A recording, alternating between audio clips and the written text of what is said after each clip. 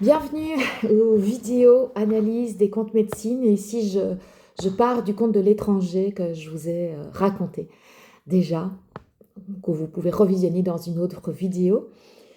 Je vais vous parler aujourd'hui du sentiment d'être étranger. Alors, le sentiment d'être étranger, il peut arriver classiquement à des gens qui ne sont pas de la même culture, du même pays que nous. Mais il peut aussi arriver à n'importe qui, à tout un chacun, le sentiment d'être étranger dans sa famille, dans son pays, dans son village, parce que on ne parle pas le même langage, parce qu'on ne porte pas les mêmes vêtements, parce qu'on n'a pas les mêmes habitudes de vie, parce que on pense différemment, et donc toutes ces choses peuvent faire que nous nous sentons étrangers. Petite parenthèse, quand je dis par exemple qu'on ne parle pas le même langage, ça peut être tout à fait pratico-pratique, voilà, on ne parle pas la même langue, ou on parle avec des accents différents, mais on peut aussi parler avec des intentions différentes. Donc des gens qui vont être plus dans l'émotionnel, d'autres qui vont être plus factuels. Voilà, on a aussi des langages qui sont différents et qui font que parfois on ne se comprend pas. Donc toutes ces raisons qui font qu'on se sent parfois étranger dans notre propre cercle d'appartenance. J'avais envie de vous témoigner aussi de mon côté ce sentiment d'étrangeté. Le premier que j'ai rencontré, c'est dans ma famille. En fait, j'avais choisi les mauvaises études. Pour mes parents, l'artistique, le psychologique, c'était complètement à côté de la plaque. Les artistes étaient des inutiles et les psychologues, c'était des gens qui allaient fouiller là où il ne fallait pas. Et de toute façon, c'était inutile aussi parce que on ne disait pas, on n'allait pas raconter nos malheurs aux autres. Mais enfin, qu'est-ce que c'est que ça? On garde ça pour soi. Donc voilà. Donc déjà, j'avais choisi les mauvaises études. J'avais pas choisi un statut social et une vie ordinaire. Donc j'ai pas eu de maison, d'enfants, de petits-enfants à donner à mes parents. Je vivais vraiment de manière décalée par rapport à un horaire traditionnel où j'étais tout le temps submergée, mais par des passions. Et voilà, j'avais ce sentiment d'étrangeté où j'étais pas habillée de la bonne manière, même si ma maman trouvait ça original, mais quand même, c'était un peu particulier, c'était pas tout à fait classique, et qu'est-ce qu'on allait dire de moi? Et voilà, j'ai pu rencontrer ce sentiment d'étrangeté. J'avais pas les mêmes valeurs que celles reçues, enfin, on en partageait, effectivement, on partageait, je partage encore des valeurs que mes parents m'ont inculquées, mais il y en a d'autres sur lesquelles on ne se rejoignait pas du tout. Ce sentiment d'étrangeté, ce sentiment d'être l'étranger, on le reçoit parfois parce qu'on nous conteste ou parce que le regard qu'on porte sur nous n'est pas toujours très agréable. Et donc par rapport à ça, je me suis dit, mais tiens, qu'est-ce que je pourrais donner comme astuce qui ne sont pas des baguettes magiques, mais qui peuvent faire qu'on se sent mieux. Et la première astuce que j'ai trouvée, c'est d'abord de bien identifier ses propres valeurs. On peut plus on va être clair avec les valeurs que l'on souhaite partager, que l'on souhaite émettre, plus on va être aligné avec nous-mêmes. Et donc, on va moins se sentir en déséquilibre quand quelqu'un vient avec d'autres valeurs qui ne correspondent pas aux nôtres. On va pouvoir se dire, mais non, moi c'est pas là-dedans que je veux aller, mais je peux aussi expliquer pourquoi. Il ne suffit pas de dire, je pense ceci, je pense cela. Oui, mais quoi? Il y a quoi derrière? C'est quoi l'argument? C'est quoi qu'il y a comme idée? Qu'est-ce que tu véhicules? Pourquoi ces valeurs-là sont importantes pour toi?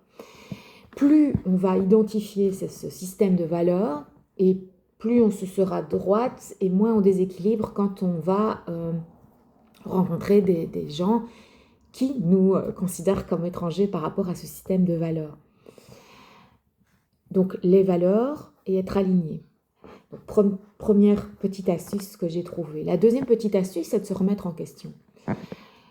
Au cours de la vie, les valeurs changent. Enfin, les valeurs principales, elles ne changent pas, mais en tout cas, les idées peuvent évoluer. Et c'est très bien. Je pense que si on reste figé et qu'on garde comme ça ce petit truc inébranlable, eh ben on est vite dépassé parce que la vie change, parce qu'il y a des nouvelles choses qui arrivent. Et donc, la deuxième astuce que je pense qui est intéressant de développer, c'est de se remettre en question. Je vous donne une petite anecdote. Je suis particulièrement résistante aux nouvelles technologies. Et donc, je n'avais rien du tout sur mon téléphone. J'ai rien, absolument rien. Comme appli bancaire, comme... enfin voilà, j'ai pas d'agenda électronique, je suis encore système papier, etc., etc. Et puis dernièrement, j'ai enfin... je me suis enfin mis au goût du jour où j'ai enfin une appli bancaire sur mon téléphone comme la plupart des gens ont. Et j'ai découvert que ça me facilitait vraiment, vraiment, vraiment la vie. Et voilà, donc j'ai toujours cette valeur de ne pas, par exemple, dire oui, amen à tout ce qui est nouvelle technologie, parce que, enfin voilà, je pourrais expliquer, mais ce n'est pas le sujet ici. Mais je dois bien reconnaître qu'il y a des choses qui sont intéressantes, qui sont utiles et qui peuvent faciliter la vie. Voilà, donc on a ce système de valeurs, mais on peut aussi les remettre en question. Donc c'est la deuxième astuce, la remise en question. La troisième, c'est l'ouverture.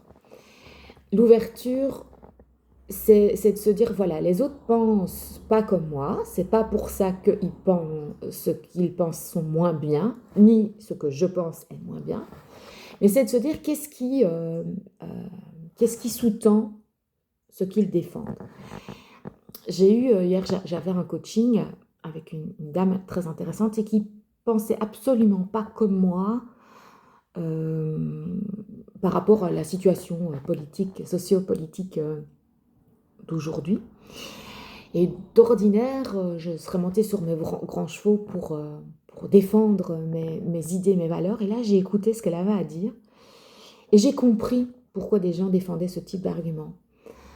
Ça ne veut pas dire que je suis d'accord, mais ça veut dire que je comprends mieux et que ma rage intérieure est moins forte. Parce que je me dis, mais oui, je peux comprendre qu'il y ait des arguments des deux côtés et qu'on ne puisse pas entendre mon point de vue parce qu'on ne connaît pas certaines réalités et que moi, je ne connais pas d'autres réalités qui font que ce point de vue-là existe.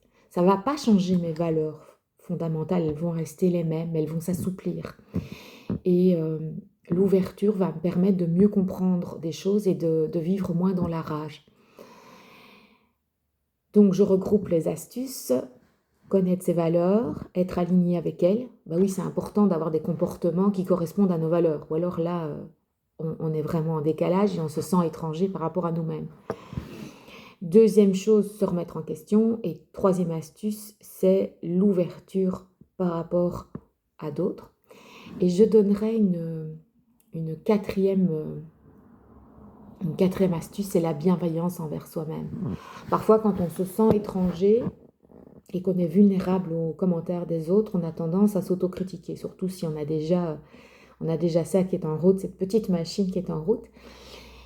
Et donc l'idée là, c'est vraiment d'être bienveillant envers nous-mêmes et de se dire, ok, oui, ce que je pense n'est pas toujours parfait, et l'autre, ce qu'il pense, n'est pas toujours parfait. Et la bienveillance à cet égard me semble vraiment, vraiment importante. J'espère que ces astuces par rapport au sentiment de se sentir étranger va vous aider. Et je vous souhaite une bonne journée.